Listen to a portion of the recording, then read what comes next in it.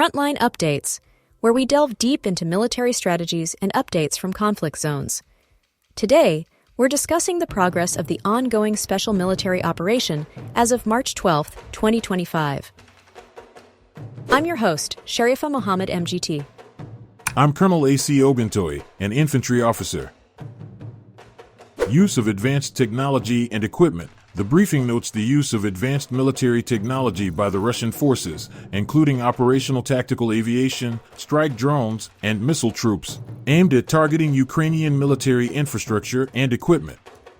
It also mentions the shooting down of unmanned aerial vehicles and guided aerial bombs.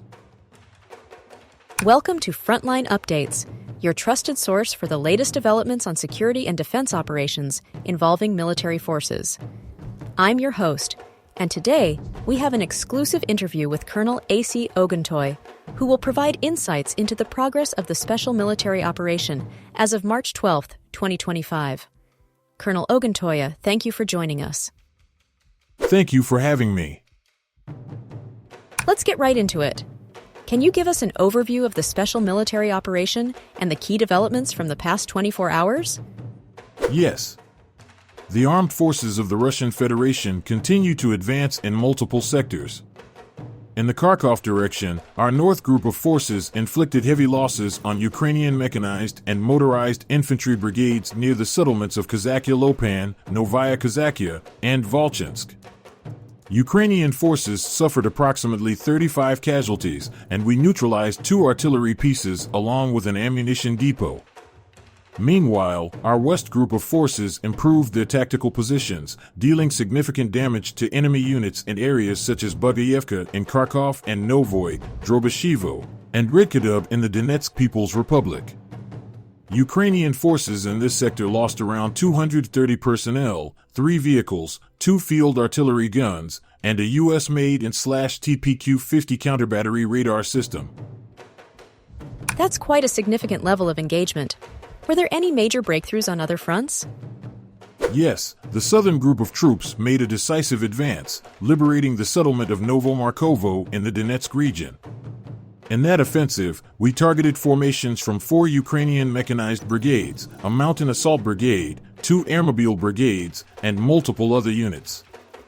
The enemy suffered over 250 casualties, and we destroyed an M113 armored personnel carrier, 5 pickup trucks, a field artillery gun, an electronic warfare station, and 2 ammunition depots. Additionally, our center group of forces continued its deep penetration into enemy defenses, engaging and defeating several brigades of Ukrainian mechanized, assault, and ranger units.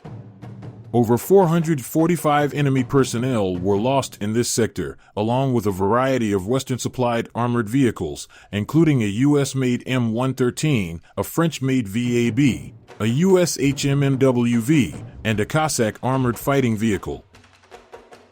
What role have air and artillery assets played in these engagements?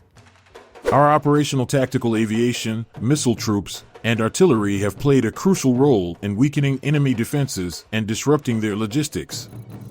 We successfully targeted airfield infrastructure, a transport vessel carrying ammunition, and production sites for unmanned aerial vehicles. In total, we struck over 152 key enemy locations.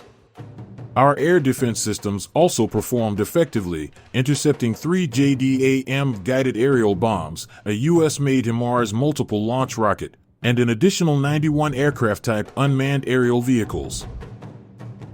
That's a major setback for Ukrainian forces. What about the situation in Donetsk?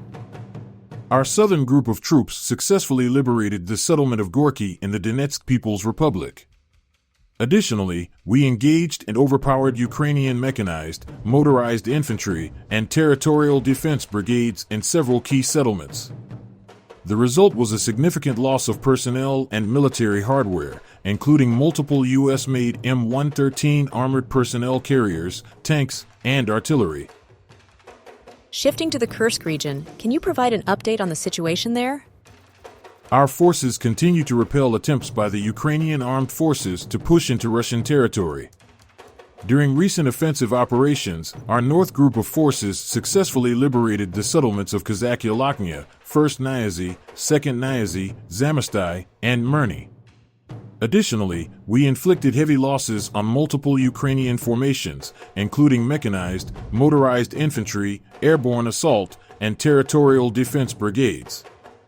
We repelled a counterattack and continued to strike enemy positions in Sumy Oblast, targeting manpower and military assets in settlements such as Gornal, Kalmakov, and Magnovka.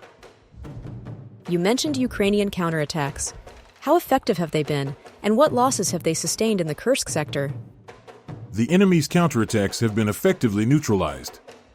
Over the past 24 hours alone, Ukrainian forces in the Kursk region lost more than 260 personnel, along with a tank, 3 infantry fighting vehicles, 3 armored personnel carriers, and various other military equipment, including 8 cars and 3 field artillery guns. What does this breakthrough mean in Sudza for the overall operation? As of this afternoon, our forces, including the 11th Airborne Brigade, the 106th Tula Airborne Division, and the 30th Motorized Rifle Regiment, successfully advanced from positions in First Nyazy, Mirny, and Zamostai toward the center of Sudza. 1. Breakthrough across the Sudza River. Russian airborne troops swiftly crossed the Sudza River and advanced along the main streets, May 1st and Lenin, securing Sovetskaya Square, the city park, and Berezovaya Alley. 2. Minimal resistance. Ukrainian forces, specifically elements of the 156th Battalion and the 118th Territorial Defense Brigade, put up limited resistance due to their lack of coordination. And 3. Further advances. The North Group of forces successfully pushed back remnants of the 80th Airborne Assault Brigade and the 117th Territorial Defense Brigade, securing Zaylashenka, Goncharovka, and Podol. What does this breakthrough mean in Sudza for the overall operation? The successful entry into Sudza signifies a major tactical gain, as it disrupts Ukrainian defensive positions and weakens their ability to regroup. Additionally, 1. Ukrainian drone capabilities reduced. Due to Russian advances, Ukrainian drone operators have been forced to retreat to border areas and deeper into Sumy Oblast, reducing the frequency and effectiveness of their strikes. 2. Upcoming targets. Our next objectives likely include the liberation of Rubinshkina and Gogolevka, followed by securing additional settlements leading toward the border with Sumy Oblast. How critical is Sudza in the broader context of the operation? Securing Sudza is strategically important as it, 1. Creates a staging ground for further operations towards Sumy Oblast. 2. Disrupts Ukrainian defensive lines, limiting their ability to mount effective counterattacks. 3. Reduces Ukrainian ISR capabilities, intelligence, surveillance, reconnaissance, by forcing drone operators to reposition. You mentioned Ukrainian counterattacks. How effective have they been, and what losses have they sustained in the Kursk sector?